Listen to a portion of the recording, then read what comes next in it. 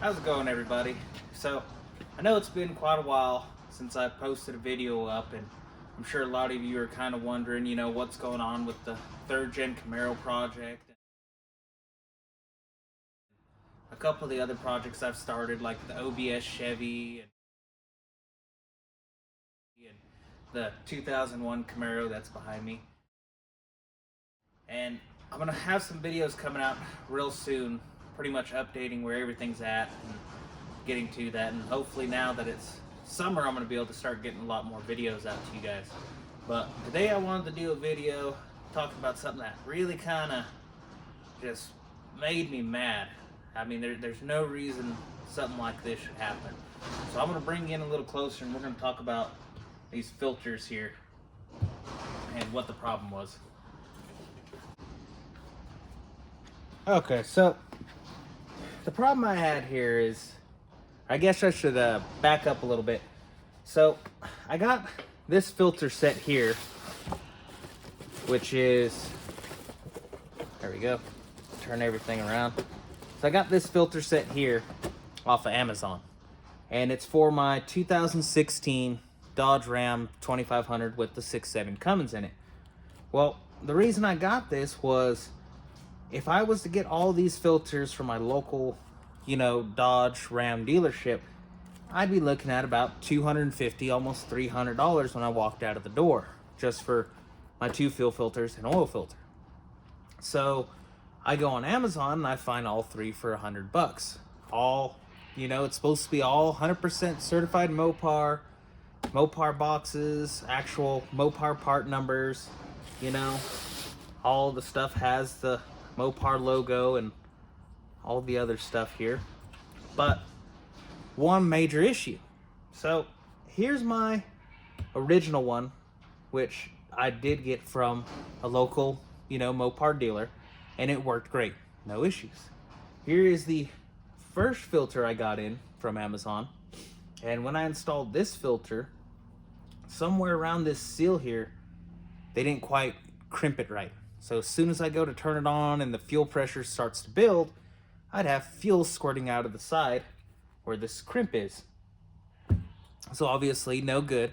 I go and contact Amazon, and Amazon basically tells me, no way, we don't believe that.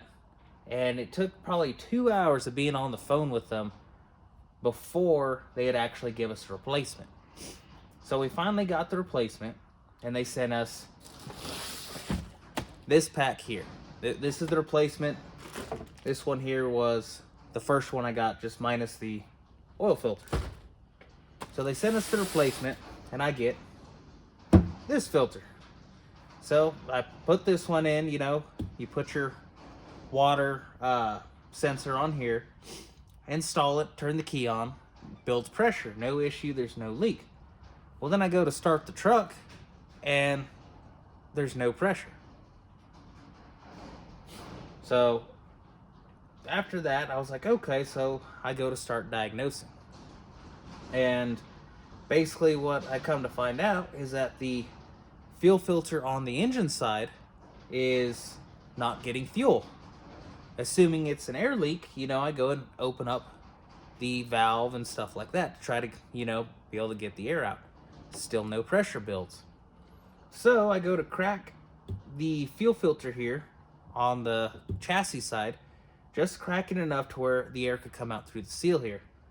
Well, what winds up happening is it blows out the seal right here. So it leaks. So after getting frustrated and it being late in the day and I couldn't go and get one from, my local Dodge dealer, I just go down to O'Reilly's and get one for the time being and install it.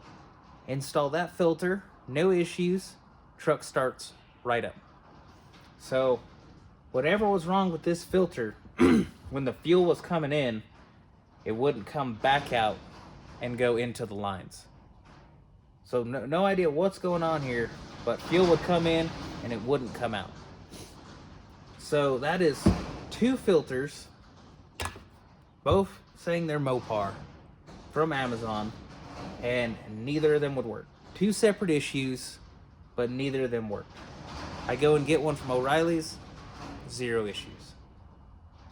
So I know somebody's going to comment down below, which is fine, and they're probably going to be like, well, you only bought those filters for $100. That's almost 2/3 cheaper than what the factory sells. You pay for what you get. And honestly, they're right. You do pay for what you get. And, you know, the saying of if it's too good to be true, then it's probably not. I don't think it's ever been more evidence than with these filters here. So I'm just making this video. I don't know if there's any other videos on YouTube talking about this, but I just kind of want to let other people know, not just the 6.7 Cummins guys, but any other vehicle out there. If you're shopping for filters and you're trying to stay OEM or another brand that's a reputable brand, you might not want to look at Amazon. I mean, I would probably try searching somewhere else. And just because, I mean, to have two problems like this and to go through such a hassle just to be able to return it. We haven't even tried returning this last one. We're just going to tell them to take the whole kit back and just refund us the money. It's just not worth the headache to try to get another one and then potentially have the same problem. So, yeah, just kind of buyer beware. You know, if it's too good to be true, it probably is. And, you know, shop around, that's fine. You know, I don't really like going to the dealer because they do have a crazy markup on all their parts. But one nice thing about going to the dealer is you don't always have this problem. And if you do, it's usually as simple as you go in there, you tell them what's going on, and they give you a new part right off the shelf. So that's it for this video, guys. Kind of did my little rant there.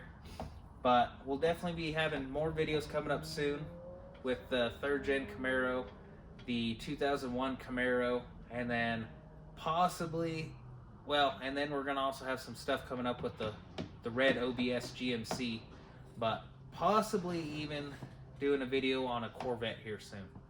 So just keep watching the channel. Go ahead and like and subscribe if you want to, you know, see some more stuff. I might even do some more stuff on my Cummins if I get enough people asking for it. So stay tuned. There's going to be a lot more content, and we'll catch you guys on the next video.